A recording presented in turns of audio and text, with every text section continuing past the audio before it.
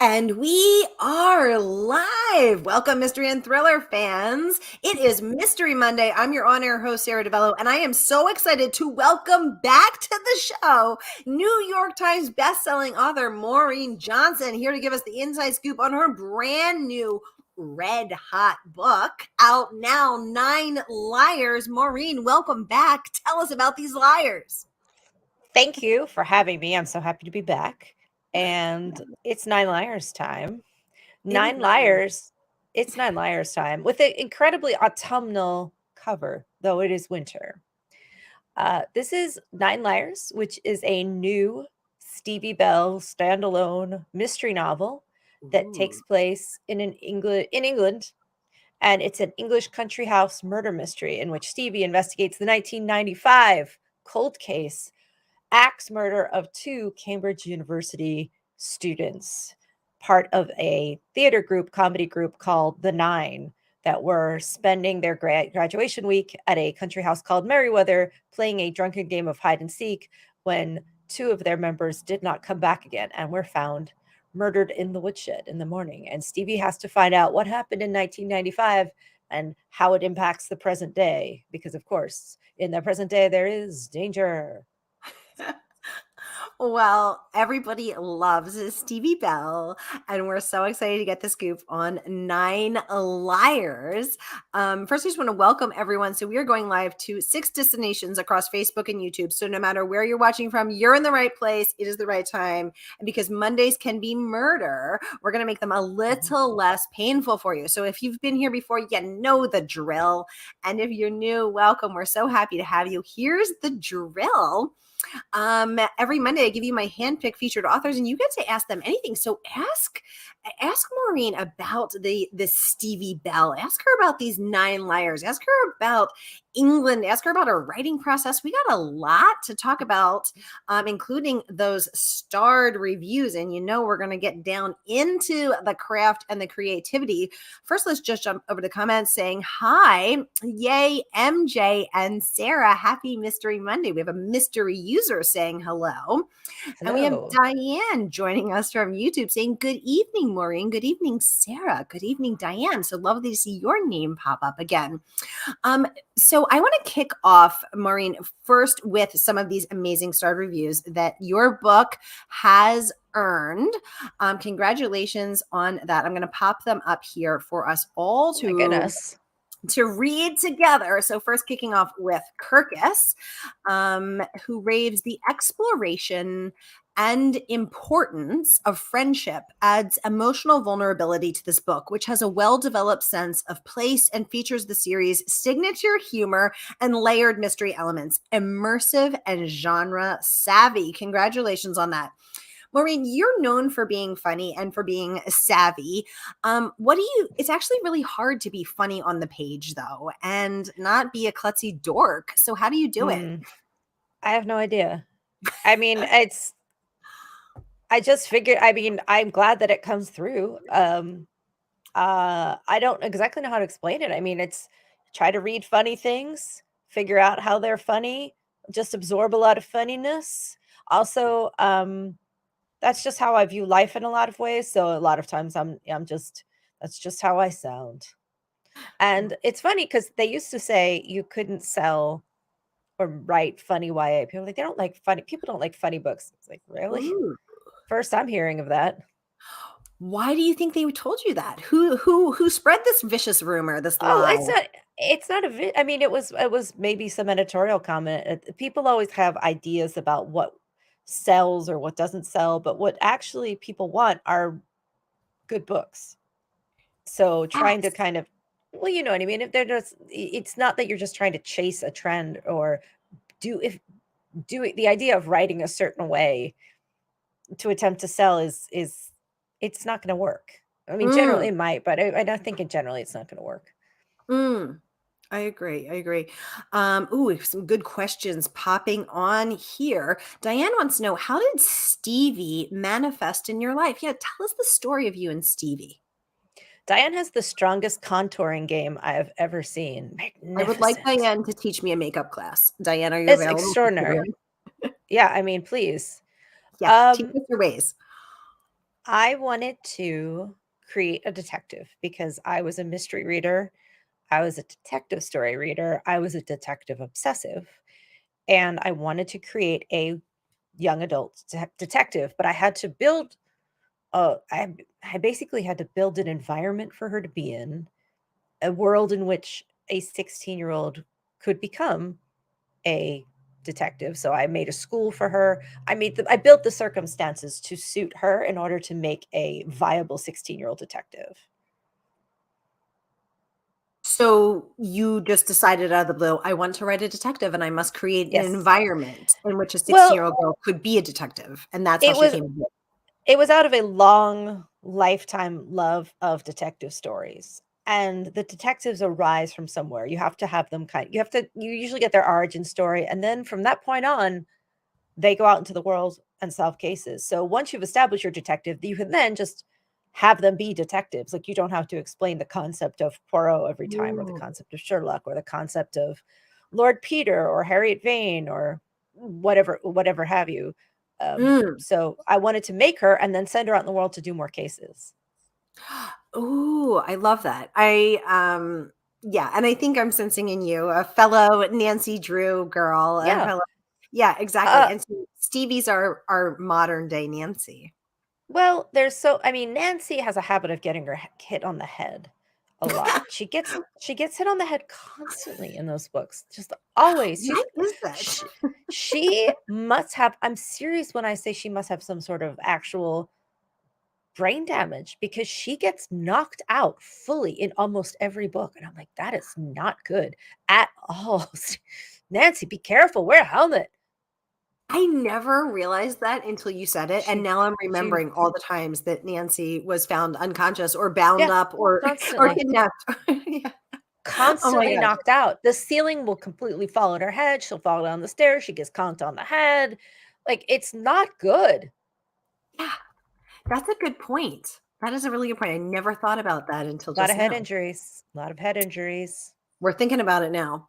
Mary, welcome to the conversation. She wants to know, Maureen, how many Stevie Bell books do you have in store for us? I mean, are we looking at a Carolyn Keane 46, 5600 book? What are we talking here, Maureen? There's at least 2 more. There are 2 more that have been sketched out, that the plot lines are established, that are ready to, so they're not ready to go because I still have to write them, but that are definitely coming your way. 2 more. So for sure. But are you thinking longer term than that as well? Like, are you thinking this could be a Carolyn Keane, Nancy Drew kind of situation, or you only let yourself think those 2 books and then you'll see? I don't know. They're very intricate mysteries, and the way that Stevie is set up, her particular group of friends, which is so much a part of it, you have to I have to kind of think about what would happen to them once they're separated, but she has a story that continues definitely for 2 more books. Beyond that, I'm not sure, but definitely 2 more books. Ooh, I'm excited for these next 2 books. Very cool I'm question, excited. Mary. Thank you, Maureen. Diana's thanking us for the props on her contour game. It's a Let us know if you're tremendous, available.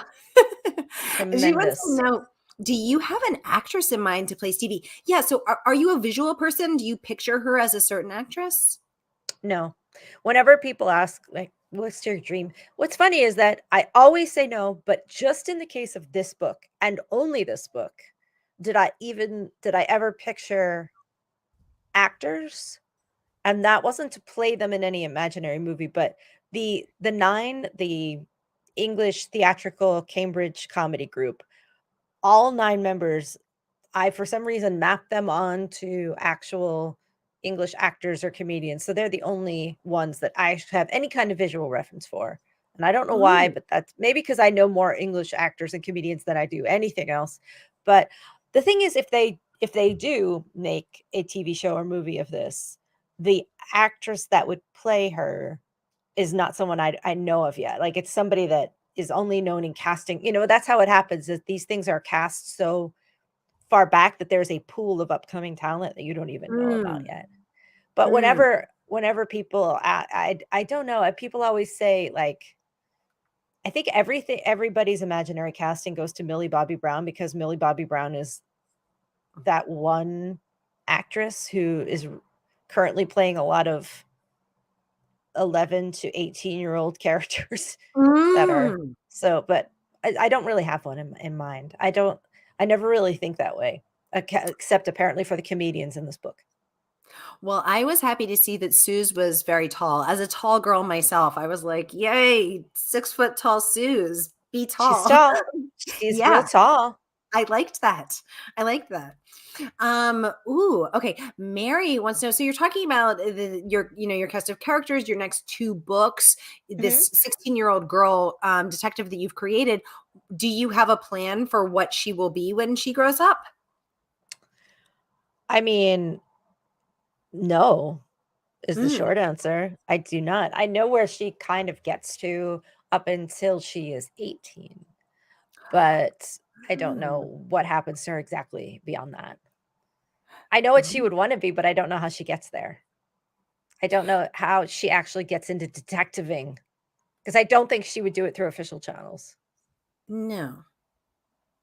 So, is it fair to say that you are since you're waiting to see what she's going to tell you, are you not a plotter then? Are you a pantser? Do you go where Stevie leads you? Oh, no, I'm very, very much a plotter with these. These are all Interesting. very, very carefully plotted. With the mystery, there's really no wiggle room. Like, they have to be very intricately put together. Mm, Um, it's not to say that things don't get changed around or revised, but, they have to follow a fairly they have to be carefully done, and, they don't so no, but it's just that for the particular storyline that I've put together for her, I've got it through 2 more books, and so as I have it sketched out now, that's where it ends. If mm, she went beyond that, then I would go through a whole other incredibly long phase of planning, and I bet I would actually end up planning, like, the next 4 or 5 years of her life, mm. um, and see where she went as and who knows? Like, it could happen. It absolutely could happen. And how long does it usually take you to, because these are intricately plotted and because you were toggling between two, not only casts of characters, but 2 different timelines, a 1995 where Mhm. the 9, which quickly became the 7, Yeah. um, thanks to the 2 deaths in the woodshed. But you've got a 9 over there, then the 7 in 1995. Then you've got Stevie and the modern day, and you're going back and forth. So I mean, that's a It's a big lot to keep cast. track of. It's a big So cast and intricately plotted, as you said, to keep track of those 2 timelines. And then when they start to intersect, when Stevie gets to London, and then she's interacting with with them now. So it's how a long lot did of it take people. you to create that? They all take about a year. So I find the easiest part always the part that really goes the fastest is usually the backstory ones, the crime itself, and Ooh. all of the past chapters usually go a lot faster, even if that requires a lot more research work. The 1930s in Truly Devious took a lot more research than say 1995, but it's just that for some reason, it seems to be a lot easier for me to do that, Mm, and I often write that backwards because, I have to know exactly what happened in the crime, so frequently, I usually start by writing exactly what happened in the crime and a mm. rundown of all the events around the crime, and then I kind of move backwards, and set up all the scenes that lead up to that. And because 1995 is at least remembered by me, And I'm old me, enough to remember 95.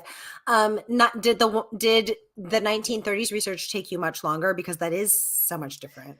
it did take Yeah. longer. I mean, I yes, is the I mean, everything from, finding out what Vermont was like in the 1930s. I bought, 1930s road maps off of eBay. I had to figure Oh, out, like, wow. how you got a telephone up a mountain and, how like, what kind of resources were available and how many telephone lines could go into a house, and because there's things about telephone lines and wires and how money was transferred and how, Mm. so there was a lot more really thinking about how one operated in the 1930s and then taking that all up a mountain and making sure that I could get all my telephones and money and cash and everything up a mountain. And whereas I basically know what was going on in 1995 for the most part. Right, It exactly. was the same as now with no cell phones and nobody knew anything. So because there was no, imagine nobody knows anything and there's no cell phones. It was sort of like that. Yeah, I remember it well, and I often wonder back, like, how did I do that? Somehow we How did I did. do it without a S cell phone? Sophie Ann joining us from YouTube. She wants to know which detective inspired you the most Mm. to write your own detective? So many. I love them all. I love so many detectives. I mean, my first fictional crush as a kid, weirdly, was not Poirot, but Poirot's this like like his partner Hastings.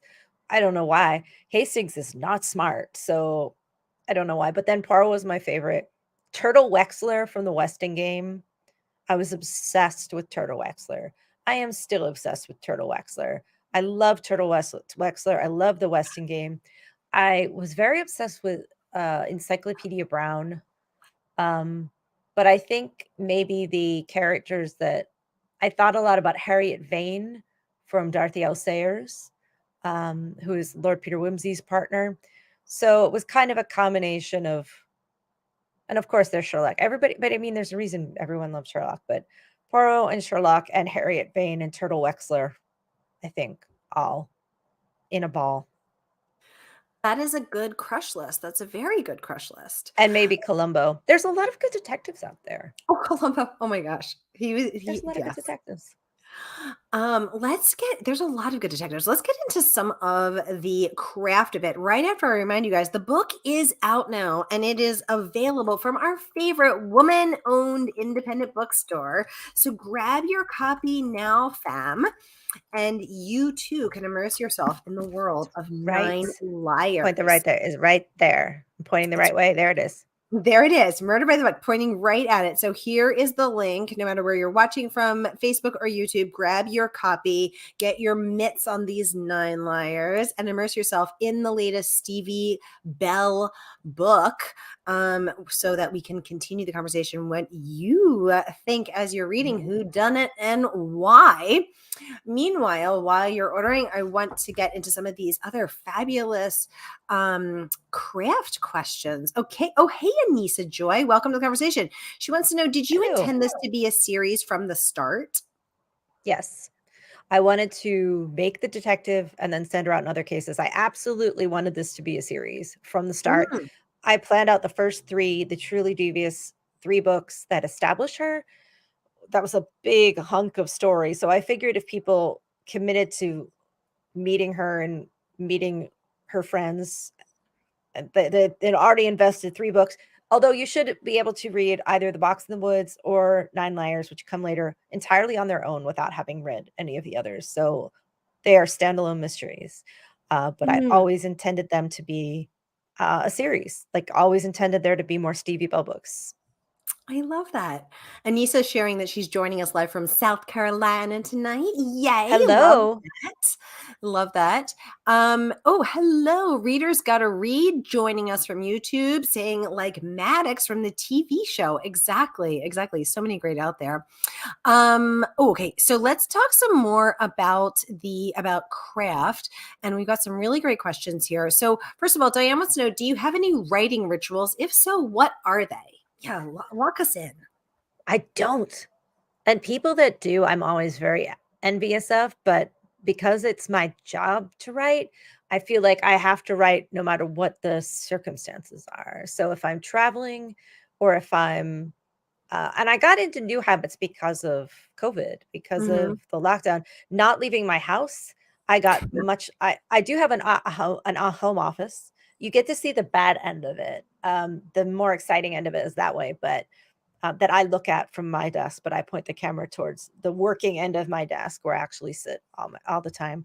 Um, but it's a real question of sitting down at the desk and just getting it done. Turning off the internet.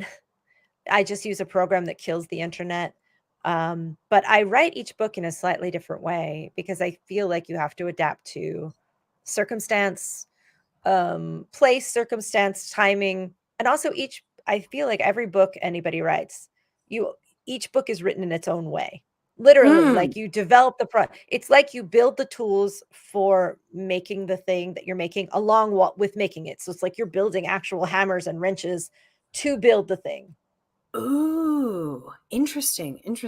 But you don't like brew yourself a cup of coffee in your favorite mug and then sit in No, your favorite chair and pet this your chair. favorite cat. This is Well, it. Okay. I So have you the just one dogs. I just I just sit in my desk, and that's basically it. get it. Yeah, it really is. It's just because so much of it is just sitting down and getting to it. And then, of course, obviously, the important ritual of avoiding it as much as possible, Right. of dodging it, weaving it, saying, "Do I have to go scrub the corner of my bathroom ceiling?" All of those things are obviously very, very important. Because that can't wait. That's got to be done now. No, those things cannot wait. You absolutely have to get done right now. Oh, Reader's Brigade was saying Mannix, not Maddox. I'm sorry about that. Yes, thank you. Mannix, another great detective. Yes. Okay. So Diane would like to know, she said that's really interesting. So how do you plot? So we're talking about your intricate Mhm. plotting of these, dual timelines, large casts. Are you working on giant Post-its? Are you on the little Post-its, moving them around, color coding? Are you working in Scrivener, Microsoft Word, a pen and a paper? What's going on over there? There's a little bit of everything. So I'm checking to see what's sitting behind me. Kind of buried behind me, that's a character board that's on my wall that shows like what which I can't pull out because it shows what happens to all the characters in the next couple of books. But Ooh. I have a giant drawer of Post-its, which I just pulled out, all organized by size and color and type. So Ooh, they're obviously, pretty. if you want the extra stickies, you want the lined ones, the slightly fancier ones, always have a nice array of Post-its close by. There's a lot of Post-its in my life, and I start in usually a Word document where I start picking through a couple of ideas, or notebooks. Like there's sort of stuff strewn everywhere until I start to actually get the thread of what I want to do. And I always start from not the who or not the how, but the why of the crime, and then a little bit into the how. I start trying to build those two things first. I kind of start at the center of the story with the crime and build my way out. So I figure out motives and methods. And once I've played with that a bit, I start building the layers around it. And that's when it usually goes into a Word document that I start just kind of playing around with a couple ideas, then into the Scrivener.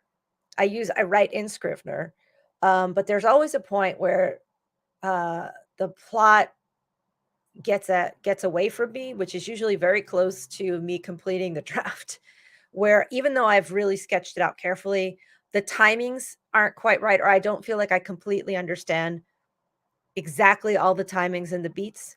And that's when I take the whole thing into the living room and sit with my engineer husband and rattle. And this usually takes about a week. And I just rattle off information, and he inputs it into Miro, which is a online whiteboard. And we create little online sticky notes, hundreds of them sometimes, and then you can organize them and move them around, and then develop these long timelines of what happens in each of the different plot strains all over the different days of the action. And then I have this giant chart, which I then usually just print out and stick to the wall here. Wow. There's a lot of fiddly bits. Thank you for that for that great question, Diane. And thank you for that very specific and very illustrative answer, because I can literally picture it now. I'm picturing you and your engineer husband generating hundreds of little. Well, I have everything, but sometimes what I realize is that even though I've plotted out exactly all the action, when I've laid it out in story, say this book happens over 8 days, 9 days. I realize that the timing of the days is everything's a little off. Like some days are a little too heavy with Mm, activity, and mm. so I have to actually think through exactly. So I try to develop flow through time, and then if as necessary, kind of compress time. And so I really try to think it through to be like, okay, if I got everything in a nice logical order, is there anything I missed? Because the Mm, thing is, mm. they have to be solvable. They have to be fair. And to make sure it's like I've written a 425-page word problem, like logic puzzle to be solved. So, Yes, because it is a pet peeve when I get to the end of a book and I don't feel that it's been fair. And I think a lot of readers share that, where you're like, there's no way that mhm. that this could have been solved by this human brain, because that wasn't that was withheld, or for whatever reason. I'm loving this behind the scenes hashtag BTS. Thank you for this, Maureen. Everything's in there. Everything's in there. I don't think there's any information that is like beyond knowing. It's not like you have to know something esoteric about train schedules or something. It's all there. Um, it may not, I've hidden it, but I've hidden it as much as possible in plain sight. It's all there. You Oh can my solve gosh, I it. love it. You're getting lots of thumbs up and love on Facebook, so we know this is resonating. Thank you, You everybody. can solve this. It's solvable. That's what we like to hear. That's what we like to hear. And then going back to uh possible casting, Diane saying that while Millie may be the it girl at the moment, she doesn't see her for the Stevie role. Mm. She said she may eventually, but not yet. Well, Diane, let us know what you think after you read Yeah. this one, if you haven't already. I'm going to scroll down to, oh, Diane wants to know, follow-up question, do you keep a story Bible for the series just to keep yourself on track? Yes, and, Harper has also made story Bibles, and Wow. so yeah, so yes, I have a story Bible, but I also just double check a lot. There's a lot of, looking up stuff from other books just to make sure that you know and frequently you do get, like, something wrong, and then Mm. you kick yourself forever. But I'm like, have I established that Stevie had 4 chairs in her room at like, there's a lot of stuff where I'm like, does she have, even if it doesn't matter, I'm like, how many chairs are in her room? Like, I have to make sure. What color was the sofa? Like, did I make sure it's always consistent? Right, right, because people do remember. Like, why is So, there a different sofa?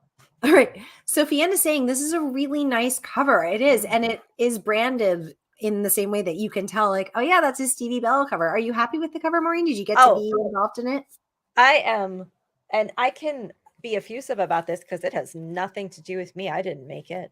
I think it's amazing. I think it's absolutely, it's my favorite cover of anything I've ever had. And Yay.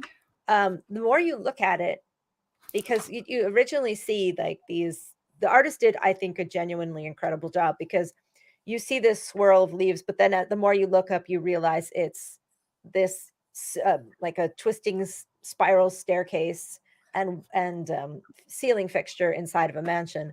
And the idea that, Ooh. I don't know, and then you see like the reverse image of it on the back. And I just think that they did a genuinely incredible job of the art. And as in all my mysteries, there's internal art as well, which is based on art I created. So And there are.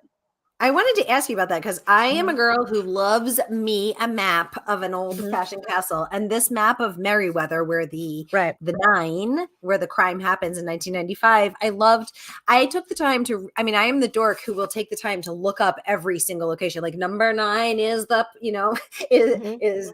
is this, and I will correlate to, oh, the kitchen gardens. These are the herbal gardens. These are the front gardens. I love maps. And I wanted to ask you, who drew these and how did they Well, come together?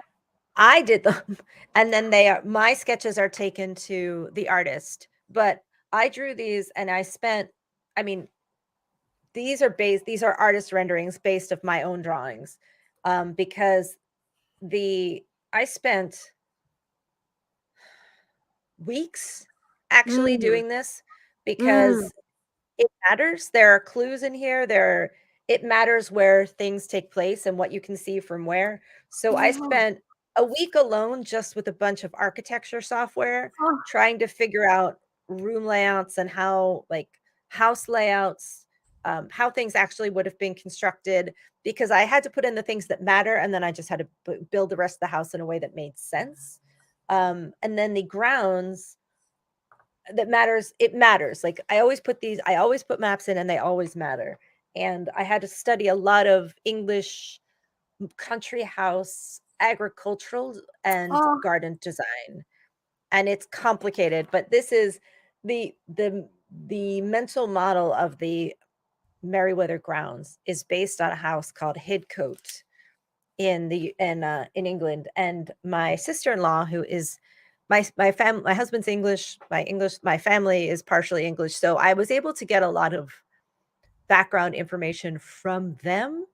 My in-laws live in a forest, so a lot of the things about the forest, my walking through the gardens of Hidcote, printing out the flowers, the layouts, the way that different garden areas are stuck together.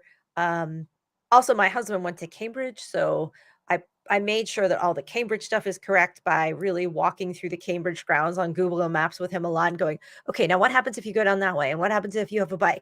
And how long does it take to get from here to there? And where would you live? And I ask a million questions. So I really have to feel like I understand the place, even if they're details that I don't end up using in the story.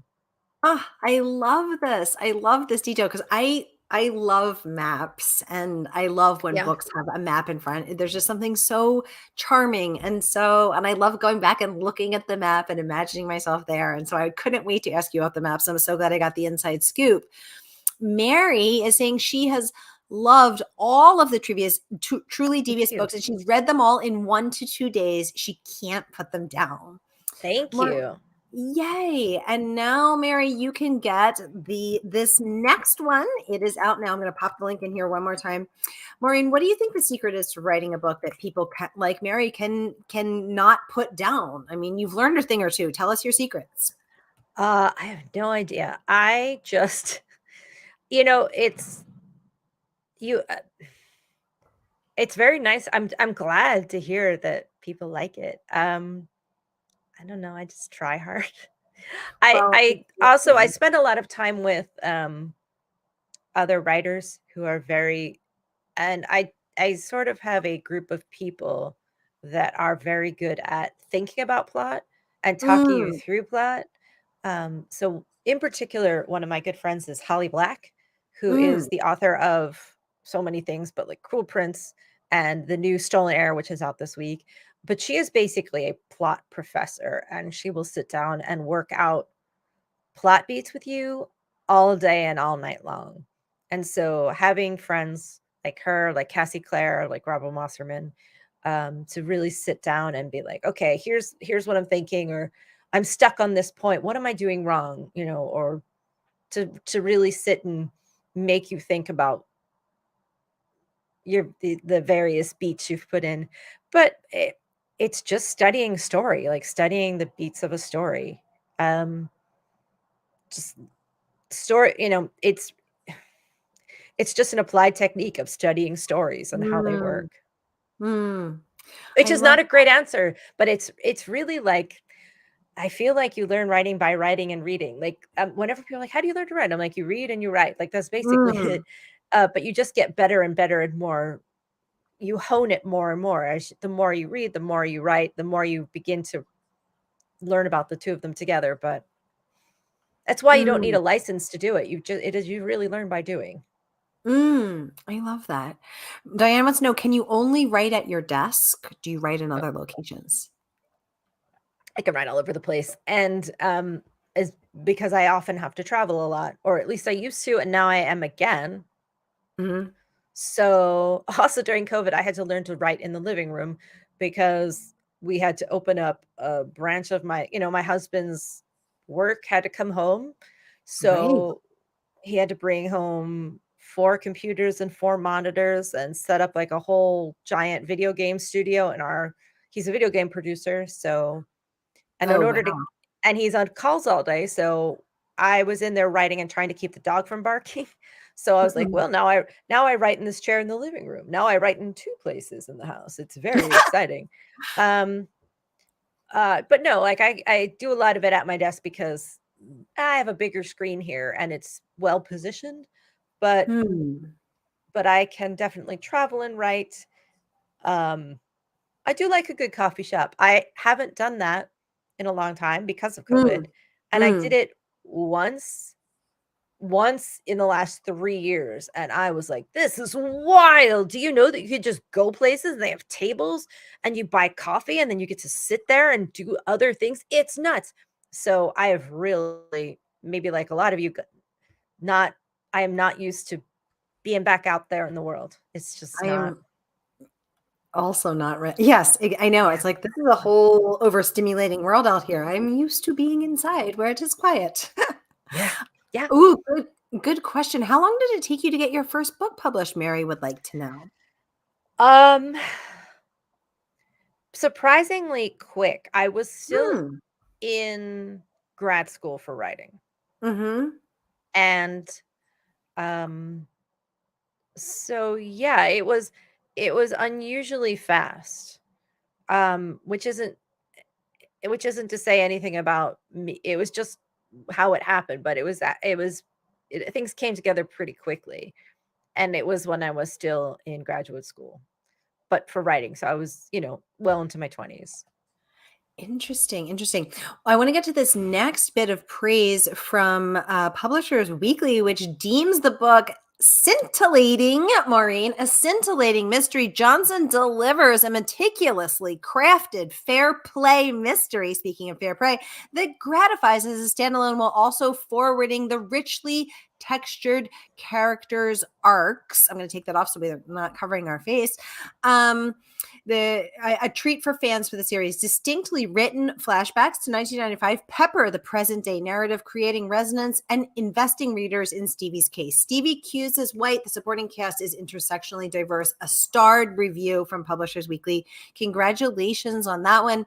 And I want to pop up this other one from the Honey Pop as well, who raved, now that we've read the 5th novel, we're tempted to buy the rest of the series. We had to admit we had no idea who the killer was until Stevie figured it out. The author gives us just enough information to draw conclusions, and multiple plot twists take us for a spin. Even when we thought we know what to expect, we didn't. You got to love that kind of review. Y'all, we are out of time. I just want to thank you, Maureen, for coming in to give us this scoop, coming back after Thank the you. Woods a year and a half, now back with 9 Liars. We'd love to have you back when your next already plotted Next year. already plotted Stevie Bell book comes out. Congratulations on all of this amazing praise. Y'all, thank you for joining us. Thank you for all Thank your you. great questions.